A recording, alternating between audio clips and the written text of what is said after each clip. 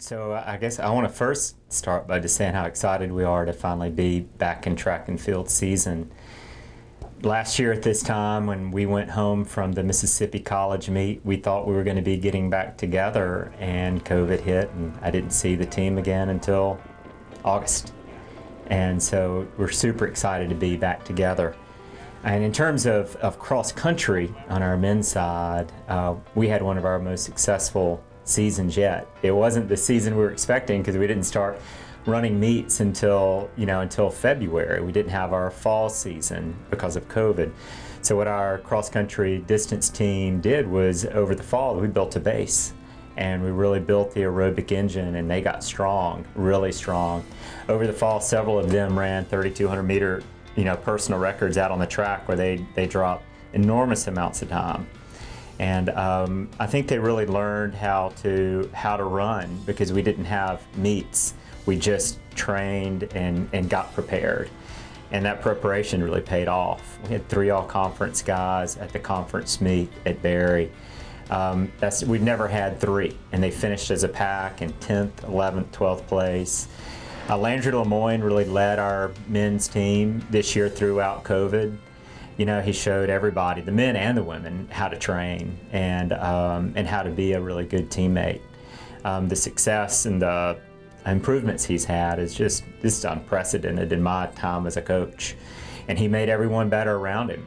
Our first runner coming in this year at the conference meet was a freshman, Patrick Elliott. And so excited about him and what he can do. And right on his heels was Landry, and right behind Landry was a junior, Grant Yancey. And we've got this great class coming in next year. Super excited about the future of men's cross country. We had our first track meet, too, just a couple of weeks ago. We're back out at MC, kind of where COVID all began for us.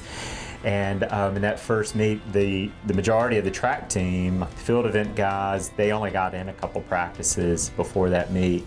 So Storm Busher, who's a conference champion high jumper, got in 2 days of practice. He wasn't sure what he was going to be able to do in that first one. He jumped 6'4" and a half in that first meet, and he shook off the cobwebs, and it was just a really good performance, that he had. Patrick Elliott went 4:03 in the 1500, setting a new personal record.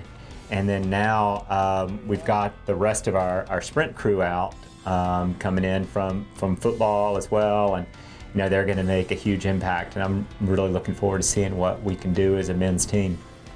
Very well-rounded team. We've got some really good throwers, good on the sprints and jumps, and a solid distance team, so they're going to be really stirring things up at the conference meet this year.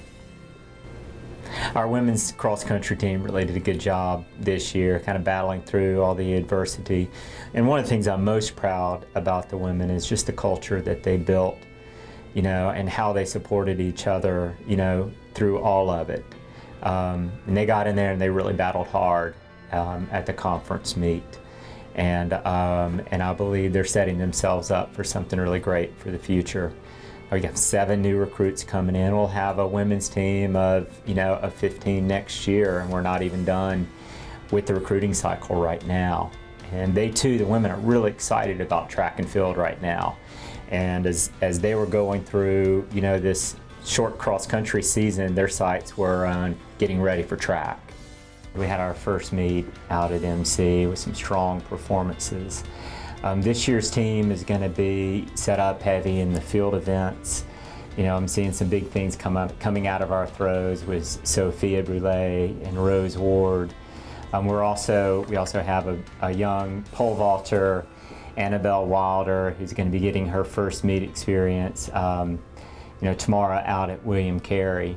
But our women's team is strong across the board. We've got Kai Horn, who's out there leading our sprints and jumps. She's a senior now. So excited to see what she does in her final year.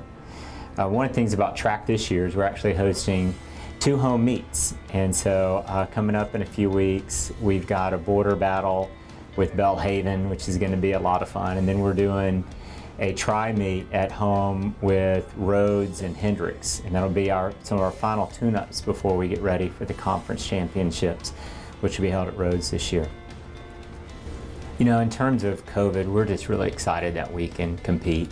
I think everyone on our team, you know, really just appreciates everything that the college, this department is doing for them so that they can do what they love, you know, track and field and compete and be together. Kind of taking advantage of every day and every moment together. Super proud of how, you know, our men and women have handled themselves, you know, over the past year.